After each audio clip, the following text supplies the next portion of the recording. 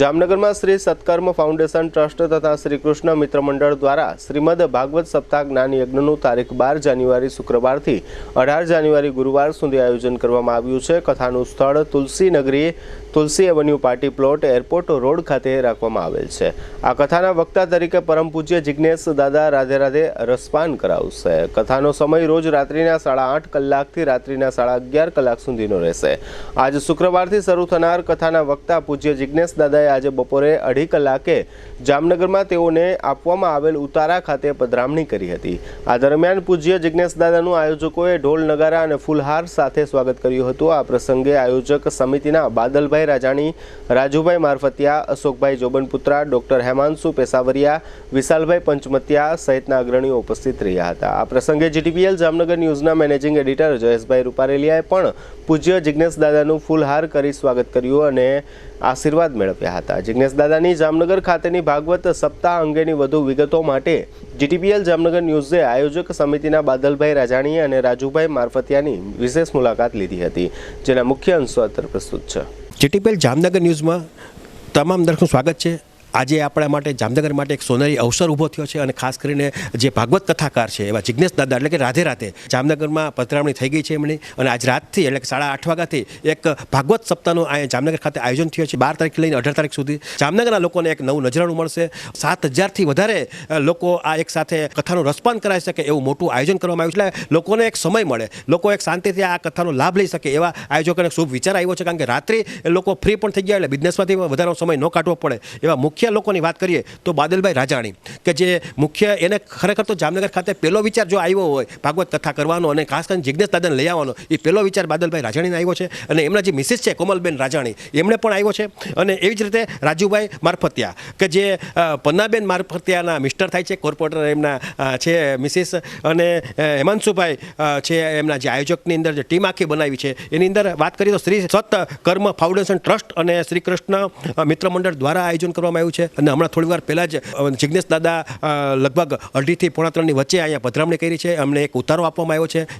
અને આપણી સાથે એવા હેમાંશુભાઈ તો જોડાયેલા છે, બાદલભાઈ પણ જોડાયેલા છે, વિપુલભાઈ કોટક જે કે ખબર ગુજરાતના તંત્રી છે એ પણ આ આયોજક ટીમની અંદર છે। નોબતની અંદર વાત કરીએ તો ચેતનભાઈ માધવાણી પણ આ ટીમની અંદર સામેલ છે, જગીશભાઈ દત્તાણી એ પણ આ ટીમની અંદર સામેલ છે।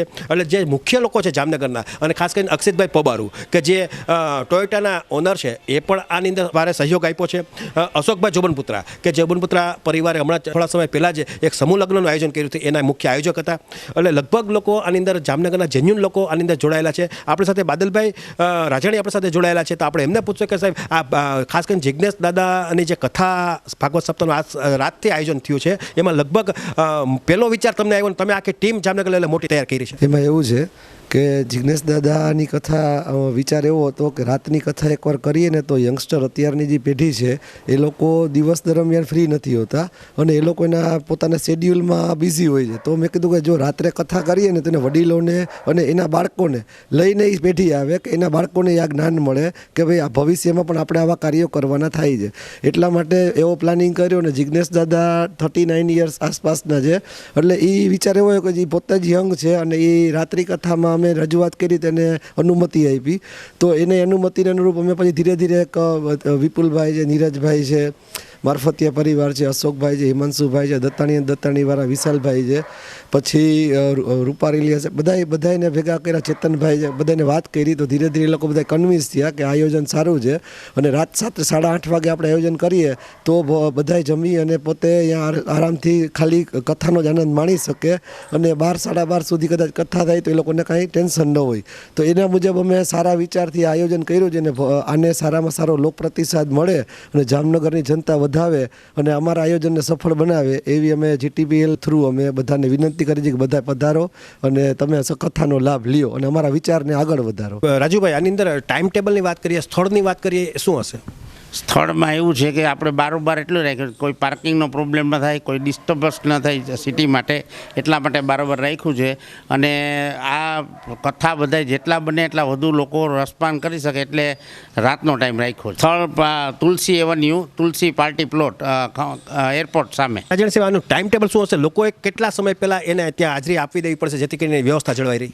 અમે છે ને અલગ અલગ અહીંયા એવું રાખ્યું છે કે પહેલાં તો અયોધ્યા રામ મંદિરને એક સરસ પ્લોટ બનાવ્યો છે બધાના દર્શન માટે. પછી એક અશોકભાઈ જોવનપુત્રાને સારી ગૌશાળા છે, એમાંથી 5 ગાયો લઈ અને ગૌશાળા બનાવી છે, બધાને એનો પરિક્રમાનો લાભ મળે એના માટે.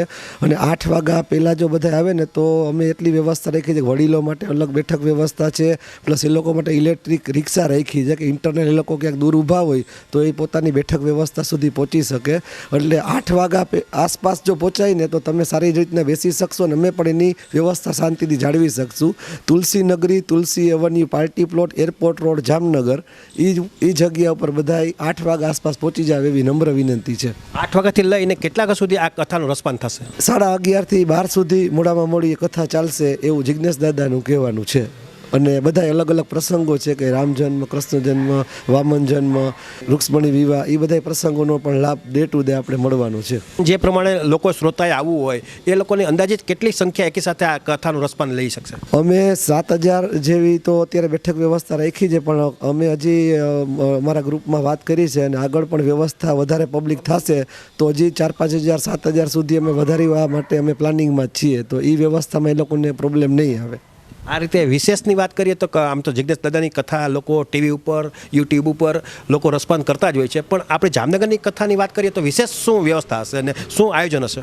વિશેષમાં એવું છે કે અત્યારે અમે 1-2 જગ્યાએ વાત ચાલુ છે, જો કદાચ એની યારે ટાઈઅપ થઈ જાય તો અમે કદાચ એવું બને કે અમે લાઈવ પણ એક લોકલ ચેનલમાં પ્લાનિંગ કરીએ છીએ. પ્લસ અમે એવું પણ પ્લાનિંગ કરીએ છીએ કે બસની ચર્ચા હાલે છે, જો સેટઅપ આવે તો બસ પણ અમે સેટ કરવાની પ્લાનિંગમાં છીએ. તો કદાચ આવતીકાલથી અલગ અલગ એરિયામાં બસનું પણ પ્લાનિંગ કરીએ તો મહિલાઓને આવવા જવામાં તકલીફ ન પડે.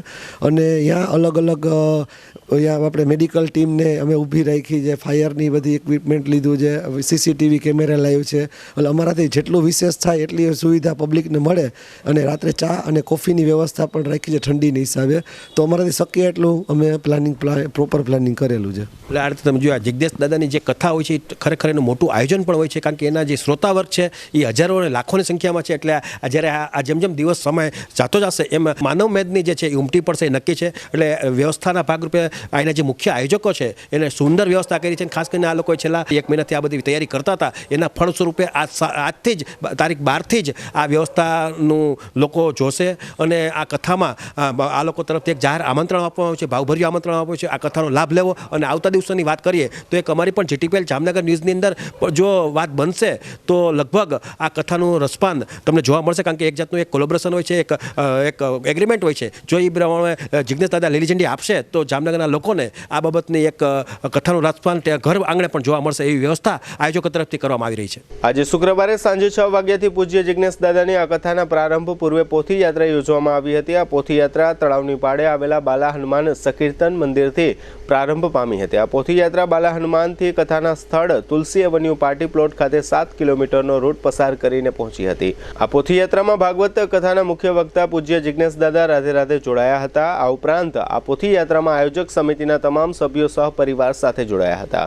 આ પોથી યાત્રામાં ઉપસ્થિત તમામ લોકોએ માથા ઉપર પોથી રાખી આ પ્રસંગનો લાભ લીધો હતો. આ પોથી યાત્રામાં સેંકડો 4 વ્હીલરો જોડાઈ હતી. આ પોથી યાત્રાનું ઠેર ઠેર સ્વાગત પણ કરવામાં આવ્યું હતું. રાત્રિના 8:15 કલાકે આ પોથી યાત્રા મુખ્ય કથા સ્થળ પર પહોંચી હતી. પૂજ્ય જિજ્ઞેશ દાદાની ભાગવત કથાને લઈને સમગ્ર જામનગરમાં ભારે ઉત્સાહનો માહોલ જોવા મળી રહ્યો છે. જામનગરમાં સૌપ્રથમ વખત પૂજ્ય જિજ્ઞેશ દાદાની રાત્રિ ભાગવત કથાનું આયોજન કરવામાં આવેલ છે, જેને કારણે પણ લોકોમાં અનેરો ઉત્સાહ પ્રવર્તી રહ્યો છે.